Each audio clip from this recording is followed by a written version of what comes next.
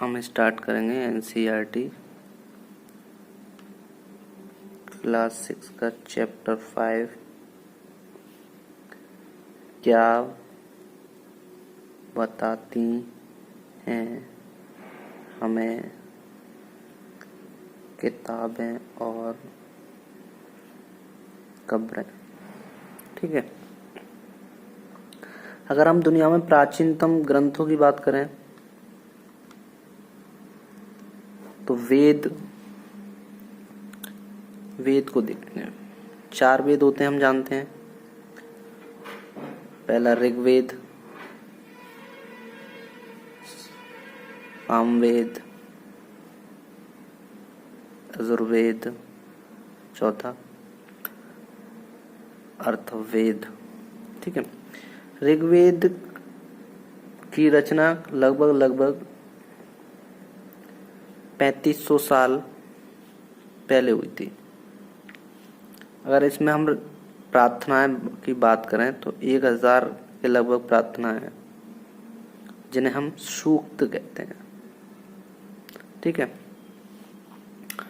ये प्रार्थना इसमें ऋग्वेद में 3 देवताएं प्रमुख थे। ठीक है, इसमें अग्नि, इंद्र और सोम। ठीक है, ये 3 देवता प्रसिद्ध थे। ठीक है, इनकी ये सभी की रचनाएं जो ऋषियों ने की, ऋषियों मुनियों ने। ठीक है, ये तो पता ही है। जो इसकी वेदों की भाषा थी वो प्राक संस्कृत थी। प्राक संस्कृत जिसे वैदिक संस्कृत भी बोलते हैं, जो आम भाषा से थोड़ी सी अलग थी। ठीक है, जो ये संस्कृत भाषा है ये भारोपीय भाषा का परिवार है। भारोपीय भाषा का परिवार है। ऋग्वेद में हमें ऋग्वेद में देखें हम तो मवेशियों जो चारावाते, बच्चों मवेशियों जैसे भैंस, भेड़, बकरी, घोड़ों के लिए प्रार्थनाएं हैं। ठीक है, यहाँ पे क्या हुआ था कि मवेशियों और घोड़ों के लिए युद्ध होते थे। ठीक है, जो भी समूह होते थे वो युद्ध में घोड़े जीत के लाते थे, मवेशी जीत के लाते थे, धन जीत के लाते थे। तो युद्ध के धन को, जो जीता हुआ धन होता था, उसे कुछ सरदार, जो कबीले का सरदार होता था, उसमें बांट दिया जाता था। थोड़ा सा पुरोहित होते थे और बचा कुचा धन आम जनता में बांट दिया जाता था। ठीक है, ऋग्वेद में हम देखते हैं 2 मुख्य समूह होते थे। एक पुरोहित, जिन्हें आम बोलचाल में ब्राह्मण भी कहा जाता था, ब्राह्मण। ठीक है, दूसरा होता था राजा।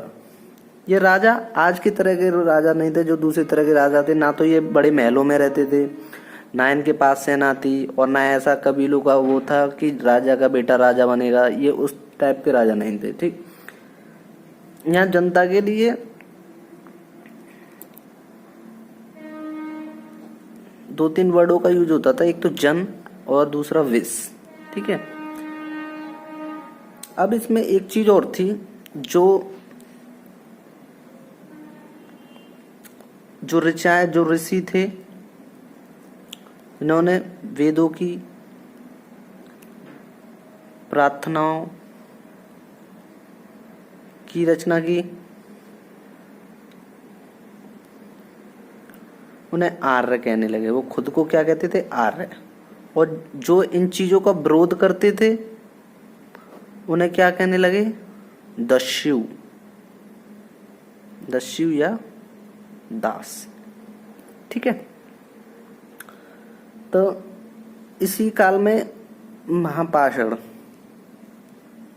देखते हैं। महा का क्या मतलब है? महा का बड़ा, और पाषाण का मीन तो पत्थर होता है। ठीक है, तो महापाषाण में हम देखते हैं कब्रों के बारे में पढ़ेंगे। ठीक है, कब्रों के बारे में तो कब्रों की शुरुआत जो हुई थी वो लगभग 3000 साल पहले हुई थी।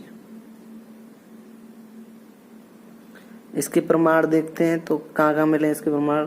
दक्षिण भारत में, उत्तरी पूर्वी भारत में,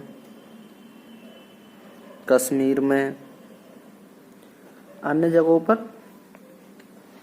यहाँ पे क्या देखते हैं कि जो मृतकों को क्या के जो कब्रें हैं, कब्रों में क्या क्या मिला है पता है। खास लाल व काले रंग के मिट्टी के बर्तनों के साथ दफनाया जाता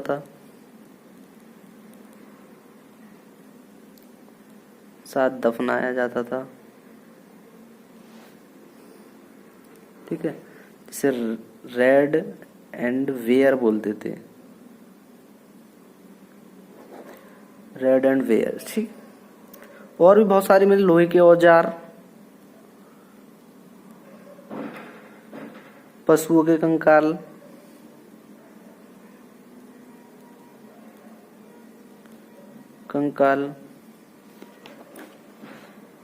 सोने के गहने, ठीक है। अब कई कब्रों से हमें इनके समाज के बारे में भी पता चलता है, लोगों में असमानताओं के बारे में भी पता चलता है। इसका हम एक उदाहरण देखते हैं कि एक व्यक्ति की कब्र में 33 सोने के मनके पाए जाते हैं, और जबकि दूसरे को देखते हैं तो केवल मिट्टी के बर्तन। ठीक है, ऐसा ही एक गांव था, इनाम गांव की कहानी देखते हैं हम, जो कि भीमा की सहायक नदी के पास था। ठीक है, यहाँ पे 3600 से 2700 के करीब साल पहले लोग रहते थे। यहाँ पे क्या होता, कब्रों में गड्ढे में एकदम सीधे लिटा के उन्हें दफनाया जाता था।